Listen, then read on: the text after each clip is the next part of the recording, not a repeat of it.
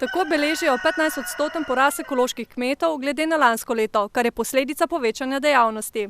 Pa tudi stimulativnega ukrepa države, ki daje kmetom, ki se odločijo za ekološko pridelavo, v prvih 2 letih celo višje podpore kot ekološkim kmetom, ker ne morejo v tem času prodajati z blagovno znamko. Pridelek je po prvih letih pomembno nižji.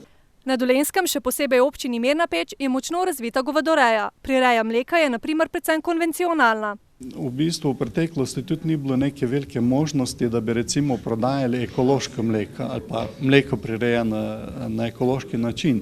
Zaradi tega, ker praktično v preteklosti nismo imeli kakšnih mlekarn, ki bi to mleko odkupovale. Zdaj so se te zadeve spremenile, imamo mlekarno, ki je zainteresirana, da bi odkupila to mleko.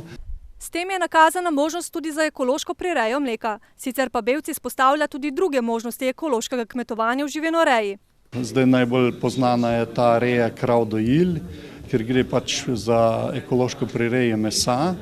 Na seminarju o možnostih ekološkega kmetovanja v Mirni Peči so sicer predstavili tudi ekološko kmetijo Kastelic kot primer dobre prakse. Iz intenzivne živinoreje so se preusmerili v ekološko kmetovanje, danes pa je njihova osnovna panoga sadjarstvo. Problem je, organizem sam kemijskih snovi ne prepozna v telesu in so kontrareakcije, pa so bolezni, stresi, vse sorte pride. To je prepričanje, ki jo imam. V bistvu cela družina živi na ta način in vidimo, da je to.